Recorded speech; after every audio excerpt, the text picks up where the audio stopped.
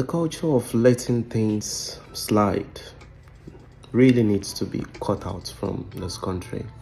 When I say this country, I mean Nigeria. It is very, very horrible and it has to be addressed. It's something we need to begin to, think outside the box and understand how debilitating that culture could be, and that culture continues to be. It is terrible.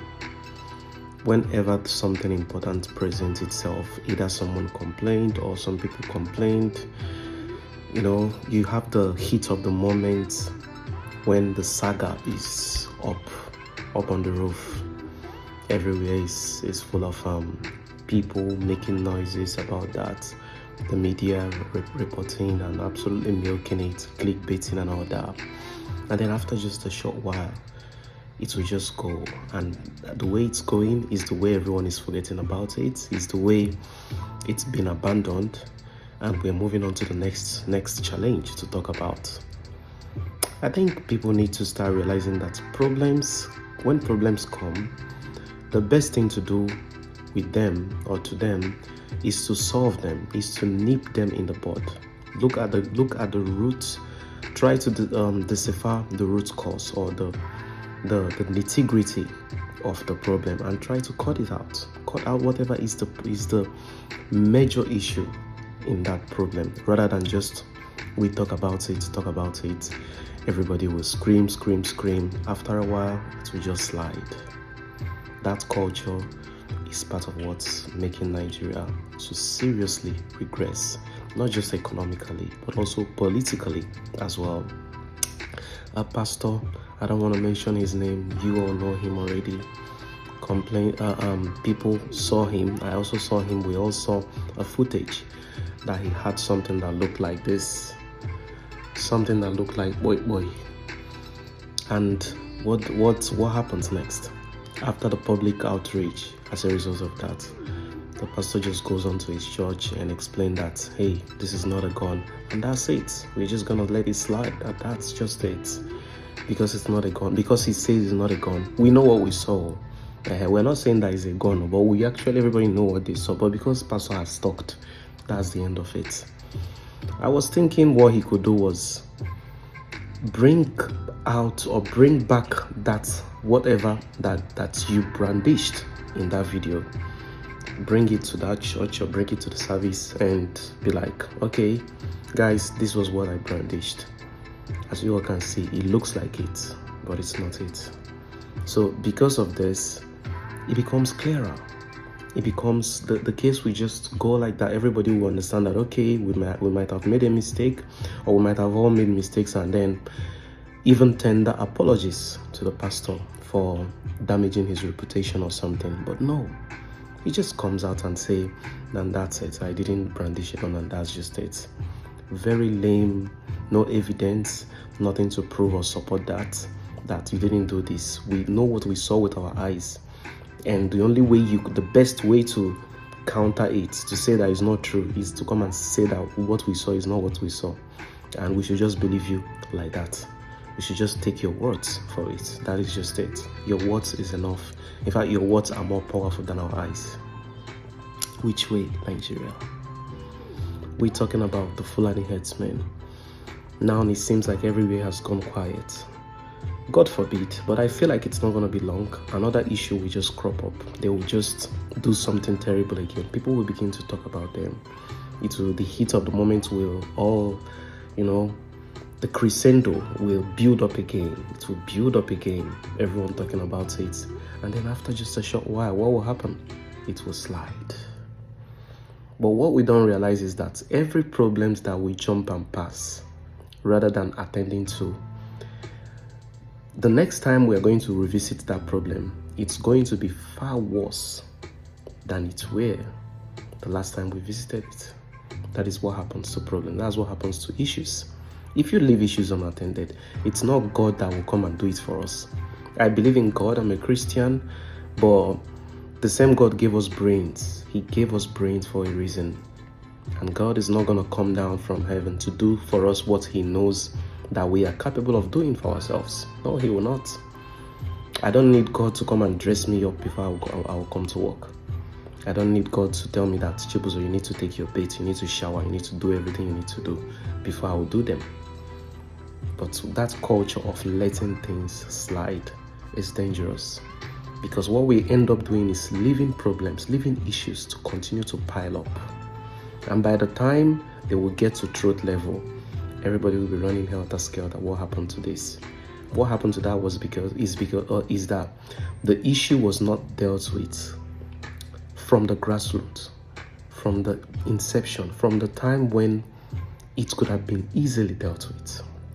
But that culture of letting things slide, oh, that's it. Let's talk about the next issue. Let's talk about the next challenges without tackling the ones we've been talking about.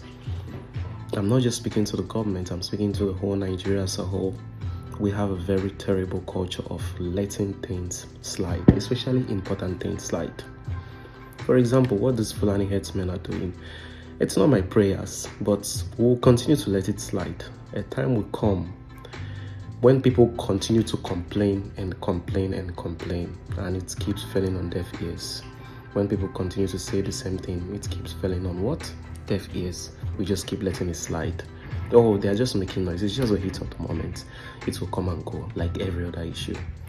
A day will come. They will stop complaining. They will become tired of complaining. They will take matters into their own hands. And guess what? When that day comes, that problem that you overlooked, that you allowed to slide, it's going to be a lot more difficult to deal with. That is how it works. So, like I was saying, problems are not going to solve themselves. It's human beings, it's us that will solve those problems. But we are so used to the culture of letting things slide. That's terrible. For example, in that situation, in that case of the man of God who was allegedly accused of brandishing something I don't want to mention, should he even, in a sane country, should he be the one coming to explain to us what happened? It should be the security forces, because it's a security concern. At least he should be called for questioning. Okay, let's assume they probably called him for questioning secretly and we don't know. We've not heard anything from the IG of police or any member of the armed forces who, has the right to come out and explain to people, this is what happened, everybody calm down, it's nothing serious. No, it's the same person that had to come and explain himself. And the way he explained himself was just like telling us, you people have issues of the more you see, the more you look, the less you see, because this is what you all saw. But I'm telling you, that's not what it is. I don't have that thing to prove to I will not bring that thing back to your face to prove to you that it's not what you saw, or it's not what you think you saw that you saw. But just take my word for it, and that is it. And we'll all let it slide. The girl who complained of youth service issues, people not coppers especially suffering on everything because of how the economy was. Within that period, everyone listened to her. Everyone said everything they had to say. Some threatened her, some did so many things to her. After that period, what is happening now? We've let it slide. The culture of letting things slide is dangerous. For every time, I say it again, for every time we allow problems to slide, that problem is not going to move away on its own. If you keep letting it slide, it's just going to keep piling up. And yes, it will come back again in the future. The problem you don't deal with, the roadblocks you don't remove, because you feel like you have a way of meandering your way. A time will come when it will just become too much for you that you won't have any other option than to address it. I'm not talking to just Nigerian government. I'm talking to every Nigerian as a whole. We need to stop promoting that culture of letting things slide. If we are talking about an issue, let us persist on that issue. So many things going on now. I'm a Christian, and it's not a good thing to say that. It's not a good thing. Like I don't feel good saying this, because even though it's the fact, so many men of God has been put under the spotlight. It feels like there's an attack on the church and all that. From a spiritual aspect, I can see some things there, but from a realistic aspect as well.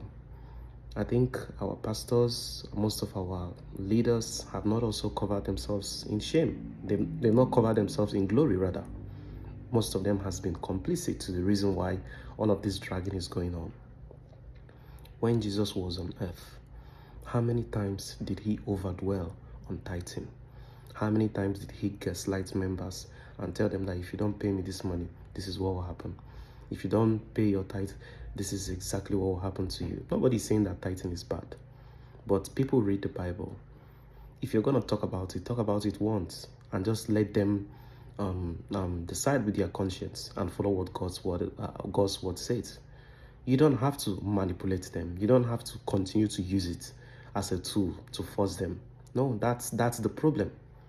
And it's not fair. It's really not fair. Me, for example, I cannot remember the last time I paid my tithes to a man of God. I pay tithes. And how do I pay it? I give to the poor. Every month, something goes out from my savings, 10%, sometimes even more than that, from my salary to the poor. Sometimes to an orphanage. It's not a particular orphanage. There are many. And I prefer it that way. At least I know that I'm putting money into something that I'm sure is helping humanity. Yeah. So there is nothing wrong with tithing at all, but it's been weaponized as an object of manipulation. And I think that's why so many of these men of God are being dragged around. I think it's time we get back to preaching what God commissioned us to preach, what Christ commissioned us to preach. Tithing is important, but your soul is more important to God. Your soul is far more important. Winning souls is far more important to God than you are not paying 10% or you are paying 10%. Save people first. What Christ came to do was to save people. Save them first. When you save them, then we'll see what happens after that. So it's a dangerous culture. I'm just making this video to put it in our mind that this is something I've observed. The culture of letting things slide. I pray seriously that all of the problems we've let slide, especially from the government perspective down to us, the citizens, they ain't gonna come back in the future to haunt us. But that's more like a prayer of faith than a prayer of reality.